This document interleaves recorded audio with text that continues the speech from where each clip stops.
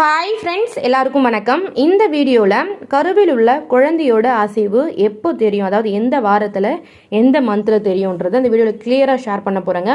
கர்ப்பகாலத்தில் ஒவ்வொரு வாரமும் ஒவ்வொரு விதமான மாற்றங்கள் கண்டிப்பாக ப்ரெக்னன்சி டைமில் நம்ம ஃபேஸ் பண்ணுவோம். குறிப்பாக குழந்தையோட அசைவு ரொம்ப ஹாப்பியாக இருக்கும், ரொம்ப ஒரு மாதிரி ஒரு பூஸ்டப் கொடுத்த மாதிரி இருக்கும், ரொம்ப ரொம்ப ஜாலியாக இருக்கும். குழந்தை வயிற்றுக்குள்ளே அசைகிறாங்க அப்படின்றப்போ, இப்போது நம்ம ஒரு 4th மந்த்லாம் இருக்குன்றப்போ அடுத்த மாதம் குழந்தை வந்து அசைவாங்க அப்படின்னு சொல்கிறப்ப நம்மளுக்கு ரொம்ப பரவசமாக இருக்கும், எதிர்பார்ப்பாக இருக்கும்.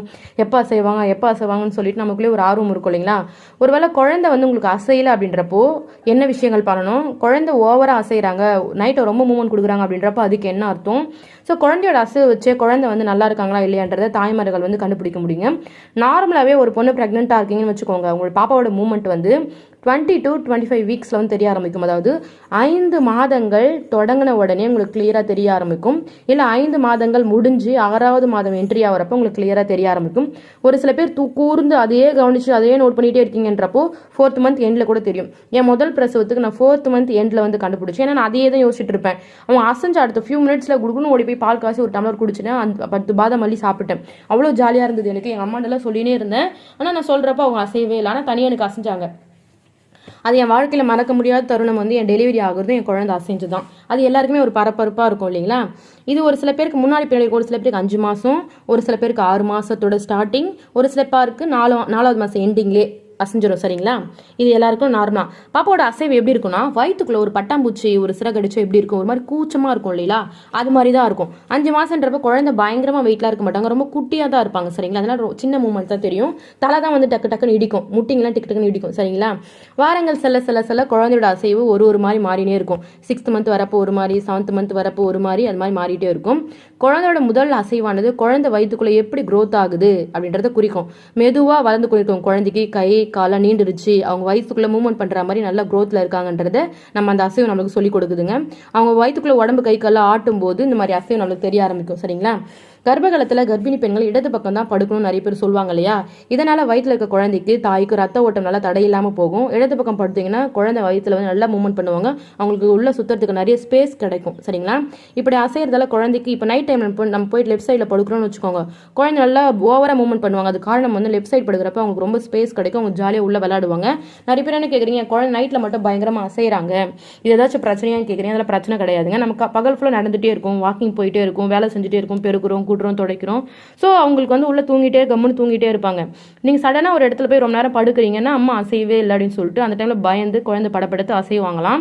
ஸோ அதனால தான் குழந்தை அசைவாங்க. இதனால் குழந்தைக்கு எந்த பிரச்சனையும் கிடையாது. கொஞ்ச நேரம் வச்சு குழந்தை வந்து புரிஞ்சுப்பாங்க, ஓகே நம்ம அம்மா தூங்குறாங்கன்ட்டு. ஸோ நைட்டை ரொம்ப மூவ்மெண்ட் கொடுக்குறாங்கன்றப்போ என்ன மூவ்மெண்ட் நம்மள மூவ்மெண்ட் இல்லாதப்போ அவங்க மூவ்மெண்ட் கொடுக்குறாங்க, கொஞ்ச நேரத்தில் அவங்க சரியாயிடுவாங்க. அது மட்டும் இல்லாமல் வயிற்றுக்குள்ள இது மாதிரி ரொம்ப சுறுசுறுப்பாக மூவ்மெண்ட் கொடுக்குற குழந்தை வந்து பிரெயின் க்ரோத் வந்து ரொம்ப நல்லா இருக்குமா. அவங்க டெலிவரி ஆகி வந்த உடனே அவங்க ரொம்ப சுறுசுறுப்பாக இருப்பாங்களாம், அதனால ரொம்ப ரொம்ப சேட்டையும் பண்ணுவாங்களாம். சரிங்களா. ஒரு ஆய்வில் சொல்லப்பட்டிருக்குங்க. கர்ப்பத்தோட 3rd ட்ரைமஸ்டரில் குழந்தையோட மூமெண்ட் வந்து ரொம்ப அதிகமாக இருக்கும். அது நைட் டைமில் ரொம்ப ரொம்ப அதிகமாக இருக்கும், பகல் பொழுதுல கொஞ்சம் கம்மியாக தான் இருக்கும். சரிங்களா. தெரிஞ்சுக்கோங்க. சரி, பாப்பாவோட மூமெண்ட் வந்து குறைஞ்ச ஆபத்தா. கர்ப்ப காலத்தில் 3வது ட்ரைமஸ்டரில் குழந்தையோட அசைவு அதிகமாக இருக்கும். ஆனால் ஒரு 9th மந்த்லாம் ஆச்சுன்னு வச்சுக்கோங்க, பாப்பாவோட மூமெண்ட் வந்து ரொம்ப குறைவாக இருக்கும். சரிங்களா. காரணம் வந்து குழந்தை தலைகீழ திரும்பிட்டு இருப்பாங்க, ஓவர் வெயிட்டில் இருப்பாங்க, வயிற்றுக்குள்ள அவங்களுக்கு தேவையான ஸ்பேஸ் கிடைக்காது. அதனால வந்து குழந்தை மூமெண்ட் ரொம்ப கம்மியாக தான் இருக்கும். அது மட்டும் இல்லாமல் 9th மந்த் ஆகிறப்ப டெலிவரிக்கு ஃபியூ வீக்ஸ் தான் இருக்கு இல்லையா, அவங்க கீழே தலைகீழ கூட திரும்பிட்டு இருப்பாங்க. அதனால கூட அவங்க மூமெண்ட் வந்து கம்மியாகும். மூமெண்ட் கம்மியாக தான் இருக்கும், அதுக்கு மூமெண்ட் இல்லாமல் இருக்காது. 1 ஹவருக்கு வந்து 10 டைம்ஸ் ஆச்சு பாப்பா கிக் பண்ணாங்கன்னா பாப்பா நார்மலாக இருக்காங்கன்னு அர்த்தம். சரிங்களா. அதே டெலிவரி இப்போ 6 மந்த் 7 மந்த் 8th மந்த்லாம் குழந்தை மூமெண்ட் பயங்கர அதிகமாக இருக்கும். இந்த டைமில் உங்களுக்கு கம்மியாக இருந்ததுனா மட்டும்தான் நீங்கள் கவனமாக டாக்டர் கிட்ட சொல்லணும். ஏன்னா இந்த டைமில் அதிகமாக இருக்கும். ஃபர்ஸ்ட் 5 மந்த் வந்து அவ்வளோ இருக்காது, லாஸ்ட் 9th மந்த் வந்து அவ்வளோ இருக்காது. இடைப்பட்ட கேப்பில் வந்து மூமெண்ட் வந்து குழந்தைக்கு ரொம்ப ரொம்ப அதிகமாக இருக்கும். சரிங்களா. அதே மாதிரி பிரசவ காலத்தில் நீங்கள் வந்து குழந்தை வந்து அசைகிறது வந்து நல்லா அசைவா இல்லை அவங்களுக்கு உள்ள ஏதாச்சும் பிரச்சனைன்றத ஒரு சில விஷயங்கள் வச்சு நீங்கள் கண்டுபிடிச்சிடலாங்க. இப்போ நீங்கள் சாப்பிடாமே இருந்தீங்கன்னா குழந்தை உங்களை உட்கார விட மாட்டாங்க, படுக்க விட மாட்டாங்க, பயங்கரமாக மூவ்மெண்ட் கொடுத்துட்டே இருப்பாங்க, உள்ள தொந்தரவு பண்ணிகிட்டே இருப்பாங்க. அது அவங்க பசிக்கான பண்ணுறாங்கன்றது தெரிஞ்சுக்கலாம். டக்குன்னு ஒரு இடத்துல மியூசிக் போடுறாங்க, டக்குன்னு ஒரு இடத்துல இறைச்சலாக இருக்குன்றப்ப டக்குன்னு ஒரு உதைப்பாங்க, அது அவங்க பயந்ததுக்கான ஒரு உதையாக இருக்கலாம். ஒரு சில குழந்தை வந்து உதச்சிட்டே இருக்கிறப்ப வயிற்றுல அடி வயிறில் வலிக்கிற மாதிரி இருந்தால் உள்ள இருக்க குழந்தைக்கு ஏதோ பிரச்சனை அப்படின்றதையும் கண்டுபிடிக்கலாம். சரிங்களா. ஒவ்வொரு அசைவையும் குழந்தை ஒவ்வொரு விதமும் நம்மளுக்கு வெளிப்படுத்தும், நம்ம நல்லா உணர்ந்தோம் அப்படின்றப்ப நம்மளுக்கு கிளியராக அது புரியுங்க. ஒரு மணி நேரத்துக்கு குழந்தை எவ்வளோ அசையுது நீங்கள் மென்ஷன் பண்ணிகிட்டே இருக்கணும். ஒருவேளை குழந்தை வந்து அசைவு ஸ்டாப் ஆகிடுச்சு அப்படின்றப்போ குழந்தை வந்து கொடி சுற்றி இருக்கும். அதனால கூட குழந்தையோட அசைவு வந்து வேகமாக இல்லாமல் கொஞ்சம் மெல்லமாக இருக்கும். அதுக்குன்னு குழந்தை அசையாமே போக மாட்டாங்க, ரொம்ப வேகமாக இருக்காது. சரிங்களா? நீங்கள் டாக்டர் கிட்ட போய் ஸ்கேனில் செக் பண்ணி பார்த்தீங்கன்றப்போ அது கியூர் ஆகிடும், எந்த ஒரு பிரச்சனையும் ஏற்படாது. ஒருவேளை உங்களுக்கு குழந்தை அசையலை, சரி என்ன பண்ணால் என் குழந்தை அசைவாங்கன்றதை நான் இந்த வீடியோவில் ஷேர் பண்ணுறேங்க. ஃபஸ்ட்டு நீங்கள் கூலிங்காக ஏதாச்சும் ஒன்று குடிச்சிங்கன்னா குழந்தை அசைவாங்க. இப்போ நார்மலாக ஒரு தண்ணி குடிச்சிட்டு இருக்கும், திடீர்னு கூலிங்காக ஒரு ஐஸ் வாட்டரோ ஜூஸோ சும்மா ஒரு டம்ளர் குடிச்சு பாருங்கள். சூப்பராக அது ஐஸ் வாட்டர் குடிக்கிறப்போ தொண்டையிலேருந்து வயிற்றுக்குள்ளே குடல் வழியாக போகிறதால நம்மளால் ஃபீல் பண்ண முடியும். அப்படி போகிறப்ப பக்குன்னு அவங்க ஒரு மூமெண்ட் கொடுப்பாங்க. இது ரொம்ப முக்கியமான டிப்ஸ், ஃபாலோ பண்ணுங்கள். அதேமாதிரி ஹாட் வாட்டரும் கொஞ்சம் பொடுக்கிற சூட்டில் குடிச்சிங்கன்னா அடுத்து கொஞ்ச நேரத்தில் குழந்தை வந்து உட்காந்துன்னு பொறுமையாக கொடுத்து வயிற்று தடவை கொடுத்துட்டு குடிக்கணும். அந்த மாதிரி குடிச்சிங்கன்னா அடுத்த கொஞ்ச நேரத்தில் குழந்தை வந்து மூவ்மெண்ட் பண்ணுவாங்க. இது நான் என் ப்ரெக்னன்சி டைமில் பண்ண முக்கியமான டிப்ஸுங்க. 3வது, நீங்கள் குழந்தை அசையலைன்னு ஃபீல் பண்ணிங்கன்னா கம்ஃபர்டபுளாக போய் கம்முன்னு பெட்டில் போய் படுத்துருங்க. லெஃப்ட் சைடில் கழிச்சு படுங்க. அப்படி பண்ணிங்கன்னா குழந்தை ஆட்டோமேட்டிக்காக மூவ்மெண்ட் பண்ணுவாங்க. அதுமாதிரி ஏதாச்சும் ஸ்வீட் சாப்பிட்டீங்கன்னா கூட குழந்தை மூவ்மெண்ட் பண்ணுவாங்க. வயிற்றில் கை வச்சு நீங்கள் பேசிட்டே இருந்தீங்கன்னா குழந்தை மூவ்மெண்ட் பண்ணுவாங்க. ப்ரெக்னன்சி டைமில் ரெகுலராக ஏதாச்சும் ஒரு சாங் கேட்டுகிட்டே இருந்தீங்கன்னா அந்த சாங்கை நீங்கள் பாப்பா மூவ்மெண்ட் பண்ணாதப்போ போட்டு கேட்டிங்கன்னா அந்த டைமில் குழந்தை மூவ்மெண்ட் பண்ணுவாங்க. இது எல்லாமே சும்மா ஒரு கட்டு கதை, சும்மா அடிச்சு விடலாம் கிடையாது. இது எல்லாமே நான் இந்த வீடியோவில் போகிற ஒரு விஷயமே நான் ப்ரெக்னெண்ட்டாக இருக்கும் பொழுது, எங்கள் அக்கா ப்ரெக்னெண்ட்டாக இருக்கும் பொழுது, ஒரு சில பேர் இப்போ ஒரு வீடியோ போடுறன்றப்போ சும்மா ஒரு வீடியோவை போட்டுற மாட்டாங்க. எல்லாருக்கிட்டையும் இதை பற்றி அனுபவத்தை கேட்பேன். எல்லாருடைய அனுபவம் தான் இது உங்களுக்கு ஒரு ஹெல்ப்ஃபுல்லாக இருக்கும் இல்லைங்களா? இந்த மாதிரிலாம் நிறைய ஃபாலோ பண்ணிங்கன்னா கண்டிப்பாக குழந்தை அசைவாங்க. குழந்தை அசையது அப்பப்போ ஃபீல் பண்ணுங்கள். நிறைய பேர் ப்ரெக்னெண்ட்டாக இருக்குன்றதே ஃபீல் பண்ணாமல் ஒரு மாதிரி சோகமாக அழுதுகிட்டு வாந்தி வருது, டயர்டாக இருக்குது, இடுப்பு வலிக்குது, முட்டி வலிக்குது, சரியாக தூங்கவே முடியலன்னு சொல்லிட்டு புலம்பினே இருப்பாங்க. ப்ரெக்னன்சின்றது ஒரு வரம்ங்க.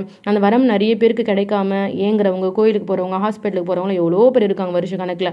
அந்த குழந்தை வந்து உங்களுக்கு கிடைச்சிருக்கு. அதனால் அந்த குழந்தை உங்கள் வயிற்றுக்குள்ளே இருக்கிறத ஃபீல் பண்ணுங்கள். டெலிவரி ஆச்சுன்னா அந்த குழந்தை எடுத்து மறுபடியும் வயிற்றுக்குள்ளே வைக்கவே முடியாது. ப்ரெக்னன்சி டைமில் வயிறு வலிக்கும், லூஸ் மோஷன் ஆகும், இடுப்பு வலிக்கும், கை கால் வலிக்கும், மூட்டு வலி, இதெல்லாம் நார்மல் தான். நம்ம அம்மா, நம்ம பெரியம்மா, நம்ம சித்தி, நம்ம பாட்டி எல்லாருமே இதை ஃபேஸ் பண்ணியிருக்காங்க. அதையும் நீங்கள் ஃபேஸ் பண்ணுறீங்க. அவ்வளோதான். அவங்களாம் அப்போ பயங்கரமாக வேலை செஞ்சுட்டு இருந்தாங்க. நம்ம இப்போ அவ்வளோ பயங்கரமாக கூட வேலை செய்யறதில்ல. ஜஸ்ட் வீட்டு வேலைக்கு மட்டும் தான் செய்கிறோம், சமைக்கிறோம், சாப்பிட்றோம், இது மாதிரி தான் பண்ணுறோம். ஸோ அதனால் ஜஸ்ட்டு குழந்தை வயிற்றுக்குள்ளே இருக்காங்கன்றதை ஃபீல் பண்ணுங்கள்.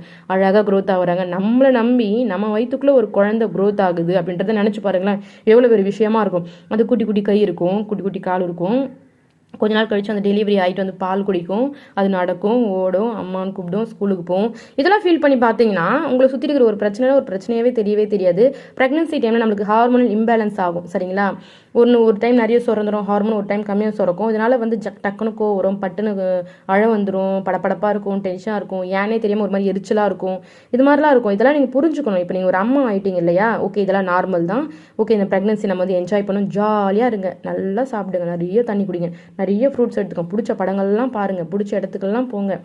நீங்கள் உங்களை ஃபஸ்ட்டு எப்படி சந்தோஷமாக வச்சுக்கணும் நீங்கள் தான் முடிவு பண்ணணும். என் கணவர் தான் என்னை சந்தோஷமாக வச்சுக்கணும், என் அம்மா தான் என்ன சந்தோஷமாக, அப்படிலாம் கிடையாது. நீங்கள் உங்களை ஃபஸ்ட்டு எப்படி சந்தோஷமாக வச்சுக்க போகிறீங்க? உங்கள் குழந்தை உங்க கூட இருக்காங்க, எப்பவுமே உங்கள் வயிற்றுக்குள்ளேயே இருக்காங்க. அவங்கக்கிட்ட நீங்கள் என்ன விஷயங்கள் பேசினா அவங்களுக்கு கிளியராக தெரியும். அதனால் குழந்தைகிட்ட பேச ஆரம்பிங்க. அந்த ப்ரெக்னன்சி என்ஜாய் பண்ணிங்க. ரொம்ப சேடெல்லாம் இருக்காதிங்க. ஓகேங்களா?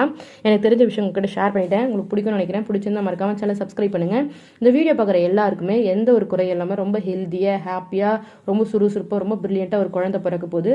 அதுக்காக நான் கடவுள்கிட்ட வந்து ப்ரேயர் பண்ணிக்கிறேங்க. Okay friends, thank you so much. Bye bye.